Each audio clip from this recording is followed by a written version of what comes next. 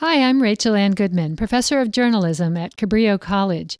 And today we have a program that's produced by my students in the Writing for Broadcast Media class. And I'm very excited to introduce Carla Ramirez, your moderator. Hello, everyone. Today we will be having a discussion about the Deferred Action for Childhood Arrivals, also known as DACA. DACA was implemented by President Obama as an executive order in 2012 and is designed to temporarily prevent the deportation of undocumented immigrants who came to the United States under the age of 16. DACA allowed undocumented immigrants to go to school and obtain work permits legally. Over 800,000 undocumented young people in the United States are now at risk of being deported because of President Trump's decision to rescind DACA. As of August 2017, there are about 236 identified undocumented students at Cabrillo College, and it is estimated that there are over 72,000 undocumented college students throughout California. In the program, we are going to be hearing from students and administrators at Cabrillo about the future of DACA. Here with me today are Margarito Rodriguez, Maya Rodriguez, and Alexis Navarro. So, Maya, how did you react to the rescinding of DACA? I was very shocked that it happened. I wasn't aware that DACA was even on the chopping block. I had thought that President Trump, earlier in his term, had talked about leaving it alone for now and not really focusing on it. So when I heard that he was going to be making an announcement on it the week before, I was very surprised. And when I looked into it, I guess I thought DACA was going to be safe because it had bipartisan support from both Democrat leaders and Republican leaders. So when he actually decided to rescind it, I was very shocked and very, very disappointed. And Alexis, what was your reaction? I was shocked as well, but I wasn't really surprised just because of the fact that Trump is just one of those people who I think wants to kind of abolish everything that the Obama administration took into account. I think he wants to make like his own spin on things or make things like, quote, better on his terms. And I was really afraid for DACA because, I think he did an interview stating that, he has a heart and that he loves like the Dreamers or the DACA recipients. And then I'm thinking like, oh, okay, sure. I didn't really believe him.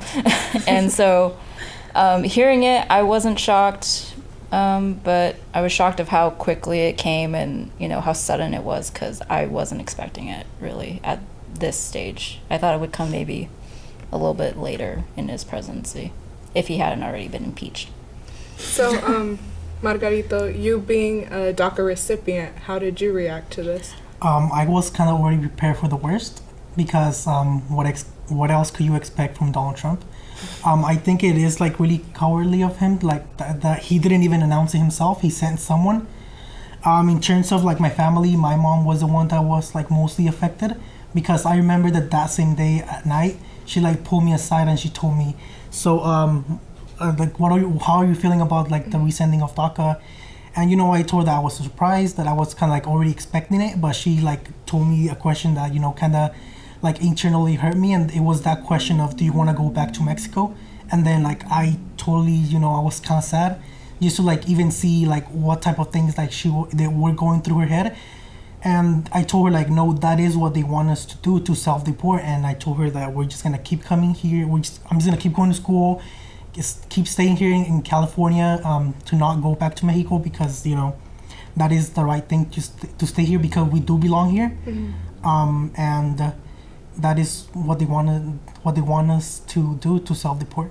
Yeah, I as well wasn't that shocked just because during his during the election and everything, a lot of the stuff he said about immigrants, so it was kind of just it wasn't shocking, but it's definitely upsetting.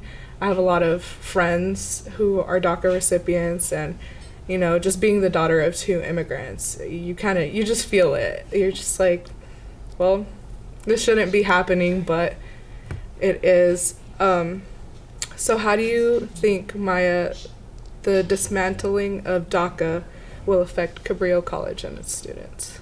Well, it has to be very, very disheartening, and they're probably going to be struggling to support themselves for school. I know if I was unable to work, which DACA gives them a work permit, and now that that's being taken away, if I was unable to work, I wouldn't be able to go to college. I wouldn't be able to pursue an education and support myself at the same time. So I can't imagine the struggle that they're going to be having to go to. And at this moment in time, they're probably very, very disencouraged. Yeah, I mean, I also feel that, like, I consider Cabrillo, like, a huge community, and I feel that, you know, the DACA recipients are a big part of that community, and, you know, above everything, they just want to be there and get an education and, you know, work for their education. They want to work in order to, like, pay for their tuition, pay for classes, so that way they can get eventually a degree or, you know, transfer to a university. You know, they want a future, and, you know, they shouldn't be punished for something that they have no control over. So I feel like in terms of, like, how it's affecting the students in Cabrillo, I feel like hopefully in the end, you know, Cabrillo and DACA recipients or DACA students and, like, just regular students at Cabrillo can, like, band together and hopefully, you know, fight this somehow and hopefully stick together in a way that will be beneficial to DACA recipients and not harmful in any way. You know, Cabrillo is like DACA is a huge problem, and I've been like noticing that no one has talked to it like on campus, Yeah. or like people just like have stood quiet on that topic.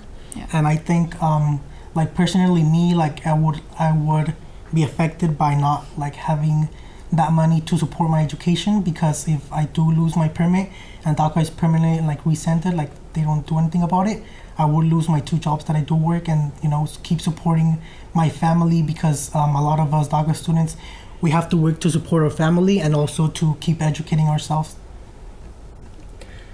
So now we will be hearing from people in the community and staff at Cabrillo about this current issue.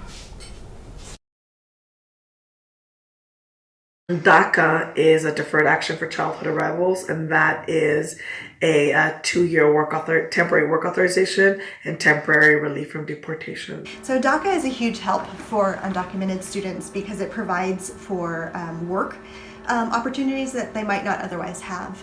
DACA is really separate from anything that has to do with them being students. So if they're students here on campus and they have a DACA permit, then they're allowed to work. So if someone can work and then pay for school and go to school, it's a huge investment in their future, in their family's future, in their community's future. It's big.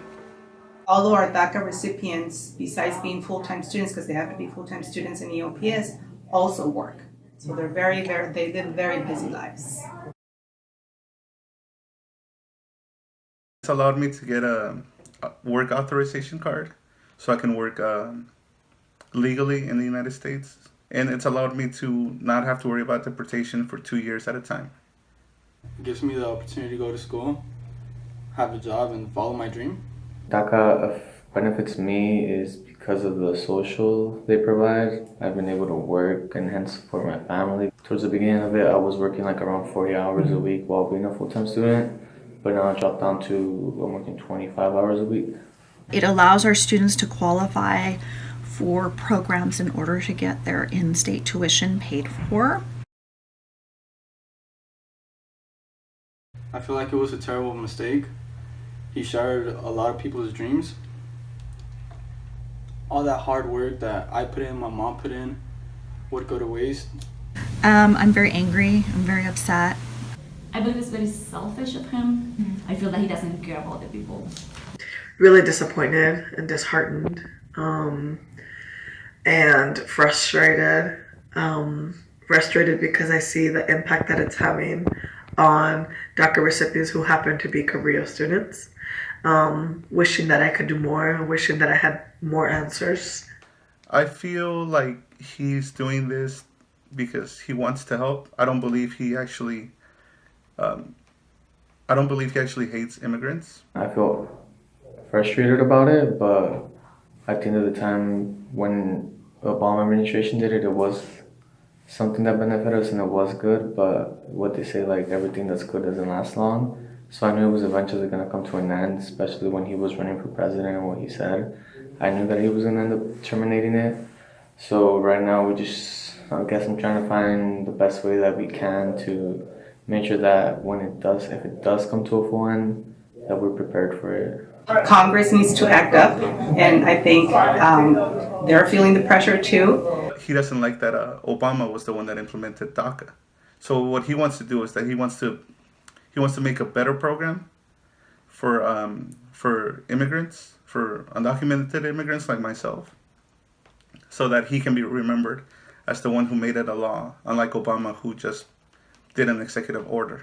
I've had a lot of students who have come in here in tears, very scared because of the unknowns. The Latino community is very upset about this presidential decision, and they are in the streets just like demanding their rights. I don't think it's fair that this is happening to them with such short notice. I don't think it's fair to really anyone affected by it, because everyone deserves an education and everyone deserves to be here. It is kind of panicking because you also have a lot of people and friends and family that do have DACA and they have no idea. But I have seen the emotion change around campus among all of the students, even those who aren't affected by DACA. Everyone is just very solemn, and obviously people are wanting to fight back, but it's an overall sadness among people that this is happening to the DACA affected students. I would love to see the opportunity to work towards citizenship, honestly. I would like the DACA to continue to help these people who want to go to school. I'm disappointed that DACA has been revoked, because at least as a temporary solution, it's been helping a lot of young people. But in reality, what we want to be looking at is the bigger picture. What we want to be looking at is comprehensive immigration reform. A lot of the DACA students are now saying, we don't want just a Band-Aid. We're not going to throw our parents under the bus. We want you to give us a path to citizenship, but we also want you to include our parents. It would be nice, but I don't know if it's possible to make it permanent, because that's just giving permanent amnesty, and I don't think, especially with the current administration, that it's going to happen. I want to see my students stay, and if they don't get their DACA renewed and they can't find employment, which the DACA allows them to get employment, and they have to leave, that would be the worst. That would be horrible. So I'm really hoping for the best, and that that he gets impeached. So yeah. If it does end up going, I'd love to see something else come in place that's better for the community and better for those who are affected by it. DACA is a good step, but in reality, the 2010 DREAM Act was the best option, in my opinion. It not only led to citizenship, but it would have also have started 2 years before Obama implemented DACA. But the best thing about the DREAM Act is that it would have been a law instead of just an executive order that can be turned over at any time. I mean, I just wish there was some sort of compensation for those who did have it when it came out in 2012. If we are the better place to be for education, at least, then I feel like everyone should have the right to that. The end of DACA doesn't mean the end of your education. And education is something that no one could take away from you, whether you're undocumented or documented. That's something that will always be with you, and it will always be a stepping stone up. Even if you don't have DACA, this is still your campus. Your ability to come to college is not impacted at all. You are still totally welcome here. We want you here. I think that most of us on campus feel the same, that we would really protect our DACA students no matter what it takes. I want to see them stay here. I want to see them graduate and transfer and complete their degrees. And in the meantime, the rest of us have a lot of work to do. Hopefully, something does happen, something positive, and I would just say, remain positive. Don't freak out, because we've lived without DACA, so we can do it again. And we're also working really hard to send a strong campus-wide message to students that we want them to stay at Cabrillo, that they're supported at Cabrillo, that they have a community at Cabrillo. We want you to become educated. We want you to get degrees. We want you to become professionals so that one day you guys will be the ones who are making these decisions, not old white men who are in the White House. So please continue to get education because education is power. Thank you so much, Caroline King, for editing that video for us. So after hearing how some of our students and staff are being affected, what are your personal connections to this issue, Maya? My best friend of over 10 years is a DACA recipient. She was brought here when she was 5 years old with her mother. She grew up in a rural town in Mexico in extreme poverty, and that's what they were escaping by coming here. Her and her mother are two of the most hardworking, kind, and generous people I know. And growing up with her, watching her be a straight A student, be every bit as American as I am, but watching her have to struggle and face obstacle after obstacle, just trying to do things like finding work, paying for college, and even applying for housing, having to see her struggle with just those basic pursuits has been very, very heartbreaking and infuriating, really. And DACA was a saving grace, and honestly I thought it was a small but obvious step towards helping a neglected generation of people I consider to be fellow Americans. So to see it be tossed away is very, very a huge disappointment. Yeah, I mean, for me, over the years, I've met some classmates of mine who have become friends, and, you know, they're really hardworking. They're just, I think they're probably some of the most amazing people I've met because they just want to, you know, go to school and go to work, and they always tell me, like, oh, yeah, well, when I get out of Cabrillo, I want to transfer to this university, or I want to, you know, start my own firm, or I want to, you know, become a nurse, or I want to become anything I want. And, you know, they have all these plans, and they have all this, you know, time that they want to spend, you know, doing the work and actually making sure that they, you know, have a life for themselves beyond, you know, Cabrillo and, you know, beyond school. So hearing that DACA's, you know, rescinded and that it might not be around for much longer, it's a huge disappointment. And I feel for my friends who don't have it, or who want to have it but can't, and who may not have it in the future. So I hope it changes. You know, I am a DACA recipient, so initially when my mom decided to come to the U.S., it was not because she wanted to like just move. It wasn't like due to pleasure. It was because in Mexico there was times when like we couldn't even like have the money to eat.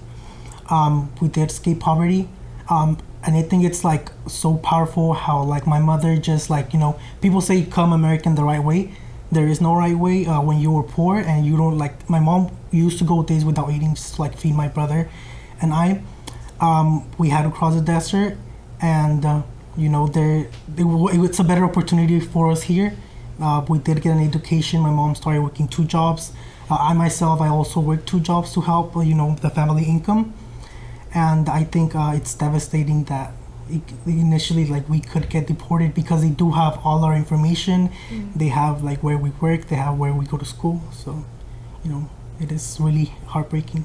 Yeah, like I said, I have a few friends who are DACA recipients, and like it's sad to see when people say like, oh, well, you know, you came here illegally, you know, you broke the law and everything, but it's like a lot of them were like 5 months old. It's like you were a baby, you know. And I know they blame the parents, but it's like everyone comes here for the American dream.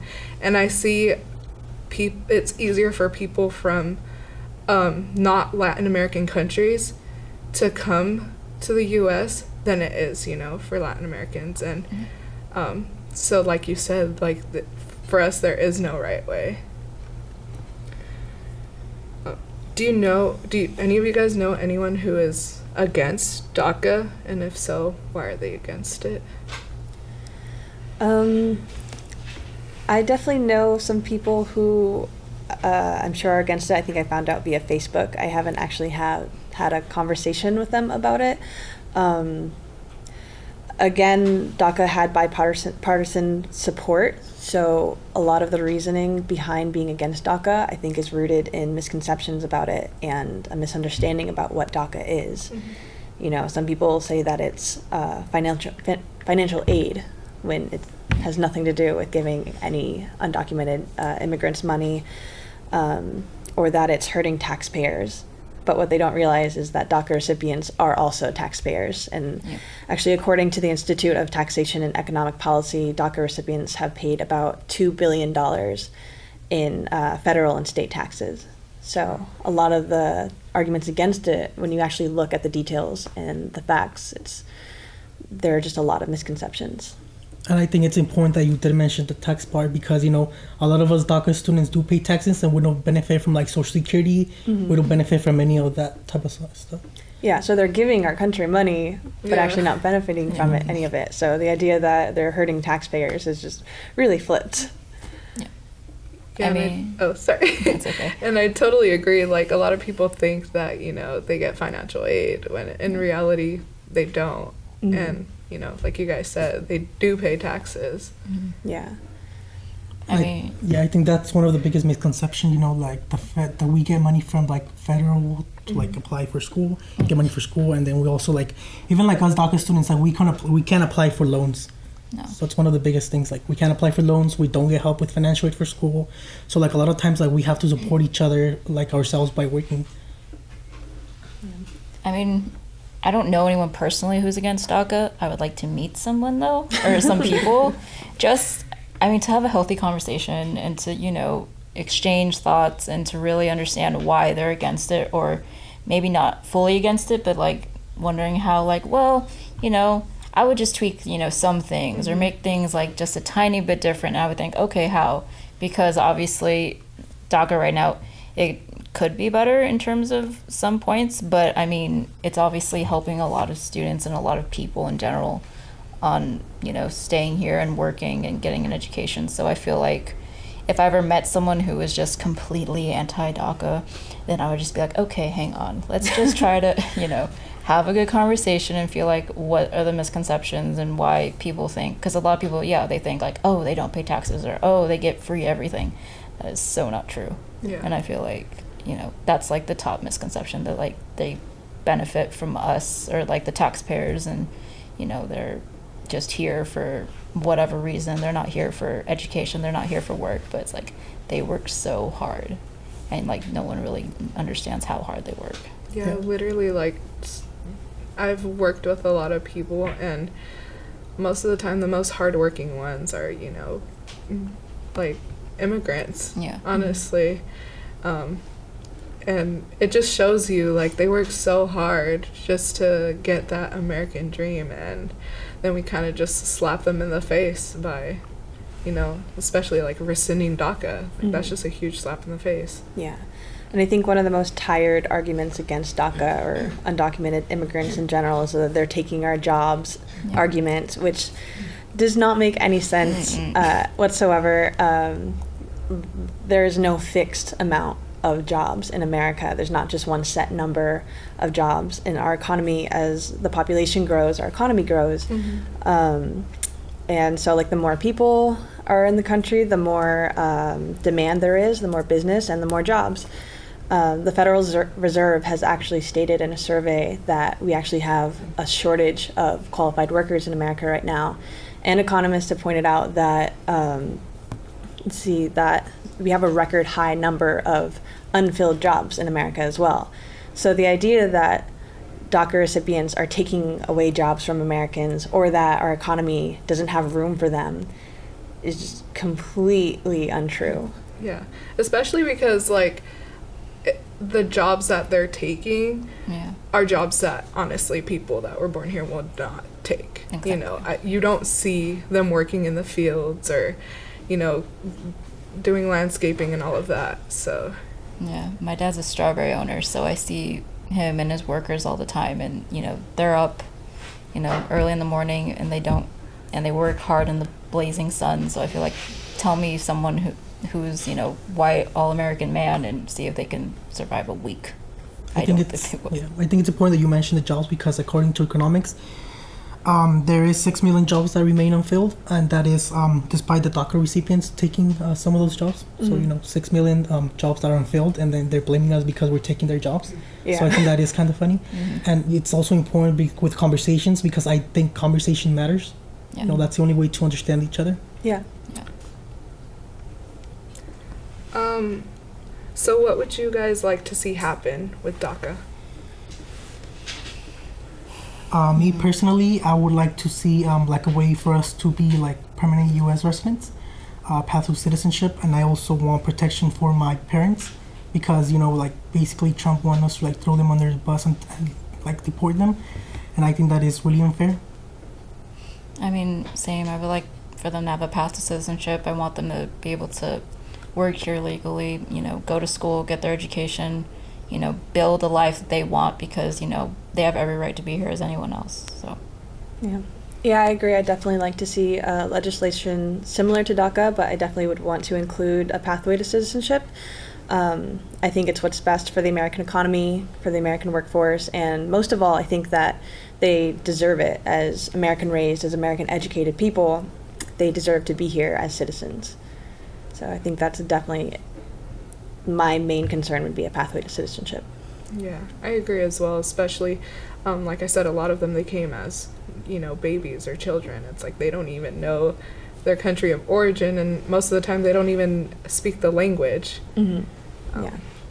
And according to CNN, 85% of Americans do support DACA. Yeah, and it makes sense, because rescinding DACA would definitely hurt the economy.